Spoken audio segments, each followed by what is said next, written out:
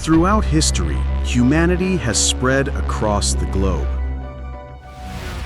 But if you look closely, you'll notice something strange. While some regions are crowded and full of life, others remain nearly empty. Why do people choose one place and avoid another? Geography, climate, history, and economics all play a role.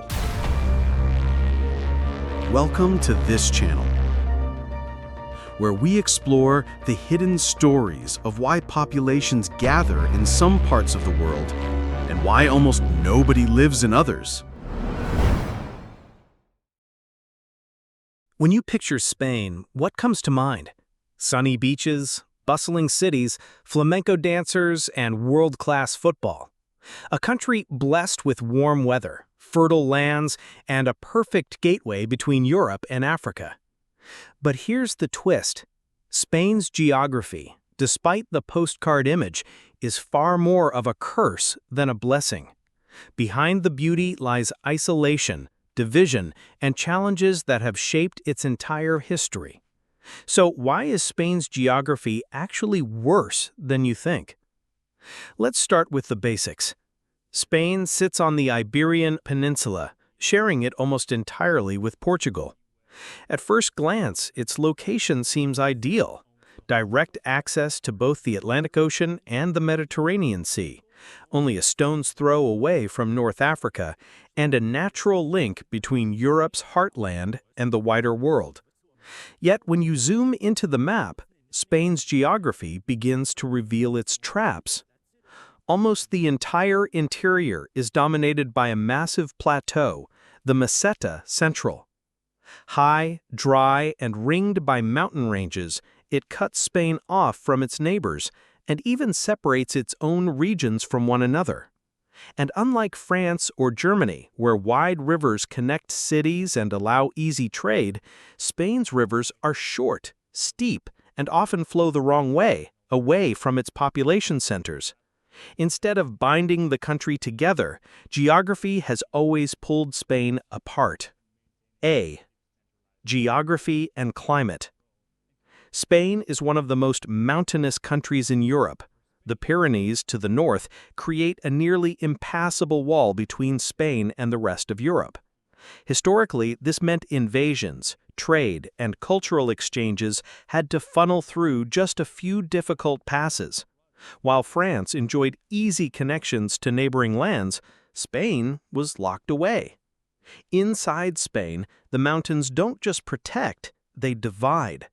The Cantabrian Mountains in the north, the Iberian System in the east, the Sierra Nevada in the south, all carve Spain into isolated pockets. Travel between regions was slow and costly for centuries, making it nearly impossible to create a unified national economy. Then there's the climate. Coastal Spain enjoys Mediterranean warmth, but the interior plateau tells another story. Summers scorch with unbearable heat, winters freeze with biting cold, and rainfall is scarce. Agriculture in the Meseta has always been a struggle. Unlike the fertile plains of the Loire Valley in France or the Rhine in Germany, Spain's heartland is dry, unpredictable, and difficult to farm. B. Historical developments. Geography didn't just shape the land, it shaped Spain's history. Because of its isolation from Europe, Spain often looked south and west. Instead, England and the Netherlands built strong connections to continental trade networks. Spain turned toward the Atlantic and the colonies it conquered overseas. But this reliance on empire masked internal weakness. The wealth from the Americas didn't flow evenly across the country. Madrid might have been enriched, but isolated rural regions remained poor and disconnected. And with no great rivers to unify trade, Spain struggled to industrialize at the same pace as Northern Europe. The mountains also encouraged regionalism. Basques, Catalans, Galicians, each with their own language, culture, and economic focus. These divisions were not just cultural, but geographical. The Pyrenees isolated the Basques. The Catalans turned to the Mediterranean. The Galicians looked to the Atlantic. Geography ensured that Spain was never one coherent whole, but rather a collection of distinct identities forced together. C. Economic and cultural factors. Even today, Spain's geography shapes its economy. Unlike Germany's Rhine or France's Seine, Spain's rivers are too shallow and irregular for heavy shipping. That means highways and railways had to be built across mountains and plateaus, expensive and inefficient. Industry clustered in the coastal cities, Barcelona, Bilbao, Valencia. The interior, less developed, less connected. This created the sharp economic divides that fuel modern tensions, like Catalonia's push for independence. And then there's the challenge of water. Spain is one of the driest countries in Europe. Irrigation systems, reservoirs, and water transfers are essential, and often politically controversial. Climate change is only making this worse, with desertification creeping across the south.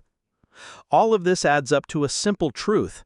Spain's geography may look idyllic on the surface, but in practice, it has been a centuries-long handicap. So here's the real reason Spain's geography is worse than you think. It isolates, divides, and limits. The mountains that protect also fragment. The rivers that should connect are nearly useless. The climate, far from Mediterranean paradise, punishes the interior with extremes. Unlike the fertile, interconnected heartlands of Northern Europe, Spain's geography has always forced it to fight against itself. It explains why the country fragmented into separate kingdoms for centuries, why regional identities remain strong, and why its economy has always struggled with imbalance. Spain didn't rise to power because of its geography, it rose despite it, using overseas empires to compensate for its weak homeland foundation. And when that empire collapsed, Spain was left facing the hard reality. The land beneath its feet has always been more of a burden than a blessing. Today, Spain is a modern democracy and a major player in Europe. High-speed rail now crosses mountains that once divided regions. Tourism fuels its economy, bringing millions to its coasts and cities. Technology and integration with the European Union have softened some of geography's ancient curses. But the fundamentals haven't changed. The Meseta is still dry and difficult. The Pyrenees still isolate Spain from Europe. The rivers still fail to bind the country together. Regional tensions persist as Catalonia and the Basque Country continue to push for more autonomy. Climate change threatens to intensify droughts, pushing Spain's fragile agriculture closer to a crisis. So the next time you imagine Spain as a land of endless sunshine and easy living, remember this: beneath the surface beauty lies one of the most challenging geographies in Europe, a land whose natural barriers shaped its history, divided its people, and still defines its future. And that's why Spain's geography is worse than you think.